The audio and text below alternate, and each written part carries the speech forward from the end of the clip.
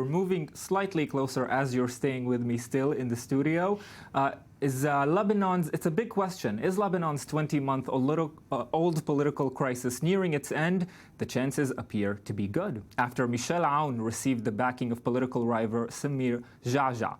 But Aoun still needs wider backing before he can secure the presidency, as Eli Hohenberg, diplomatic correspondent for the News Today, reports. After no less than 34 failed attempts, Lebanon might finally be able to elect a president, as once again politics proves that everything, really everything, can happen. The Christian Lebanese politician Samir Jaja dropped a political bombshell when he announced his support for his longtime rival Michel Aoun's run for presidency, a position which has been vacant for 20 months now, leaving the entire Lebanese political system paralyzed. I announced today, after a long process of study and deliberation and discussion with the executive body of the Lebanese forces, the nomination of General Michel Aoun as a candidate for the presidency. The Jaja-Aoun battle dates back to the 1975 Civil War, when they fought on opposite sides, and ever since they remained bitter adversaries. I hope the election process goes smoothly, and once it happens, I will lend my support to all Lebanese. Even in the midst of the deepest rivalries in the past, we were not malicious, and it's more important to act responsibly. This rare and unexpected showcase of unity might finally break the political deadlock in Lebanon, but challenges are still ahead. In the country, which consists of many sectarian factions, the presidency is reserved to a Maronite Christian, but the 80-year-old Aoun will have to secure the even wider backing of Muslim parties in parliament in order to become president. Jaja's political U-turn, however, goes beyond Lebanese borders to the larger sectarian battle being waged across the Middle East. Aoun is a part of the March 8 alliance, together with the Iranian-backed Hezbollah, whereas Jaja comes from the March 14 alliance, led by Sunni factions backed by Saudi Arabia. Even in the ever-evolving region, such a shift of gravity might have a ripple effect, namely on the most flammable proxy war in Syria. Yes, and joining myself and Amir Oren in the studio now is Eli Hohenberg, diplomatic correspondent for the News Today. Good evening, Eli. Good evening, Ayman. Good evening, Amir. Before we continue our discussion, I want to join to this conversation Tom Harb from Orlando in the United States, chairman of the American Middle East Coalition for Democracy. Mr. Harb, good evening. Thank you for being with us. Good evening. Mr. Harb, can you tell us how is the political establishment in Lebanon responding to Samir Jaja's support of Michel Aoun? Because it was, in fact, very surprising. It was really very surprising, and the establishment are agreeing to what's going on, kind of. However, the new movement among the remaining of the population are in disagreement, and they believe this is a reckless behavior based on a personal political calculations by the two leaders rather than based on national interest.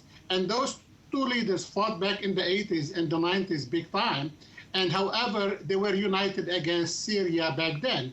Later on, they were united when the diaspora worked on the UN Resolution 1559 to get Syria out of Lebanon and disarm Hezbollah. Later on, General Aoun had gone and built an understanding with Hezbollah.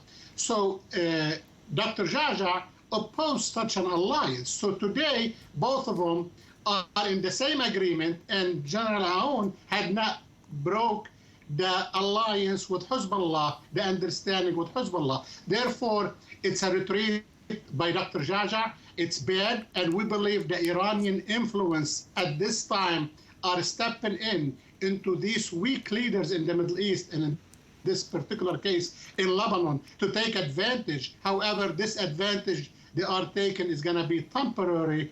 That will be based on the international shift in the election here in the United States in November 2016. Yes, that's a very good point to end with. Tom Harb joining us from Orlando, Florida. Thank you very much for that.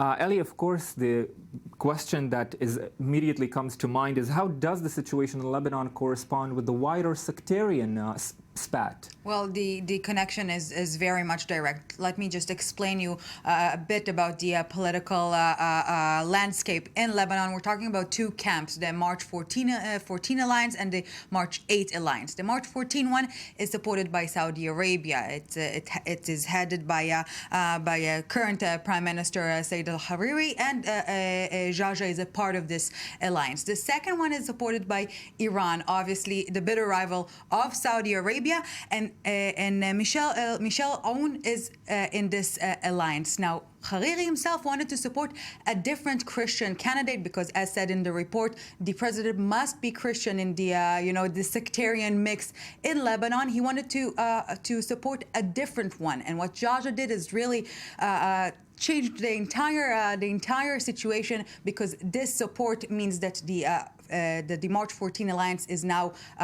falling into pieces, and the Iranian influence in Lebanon, and as a direct cause from that in the region, namely in Syria, is increasing. Amir Oren, would you agree to what Tom Harb said, that this is a retreat by Samir Jaja to support Michel Aoun? It's not really a retreat so much as this is a retreat. This is retro or vintage Lebanon in the late 80s.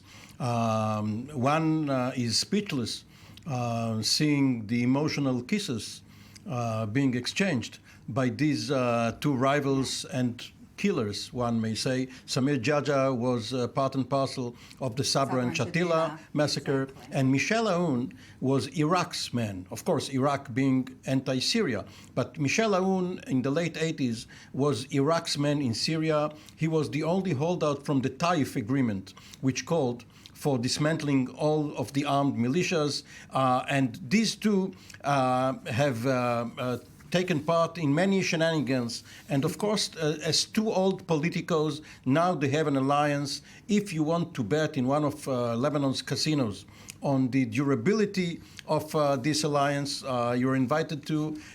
If Hezbollah is not in support of this, it will not hold for long.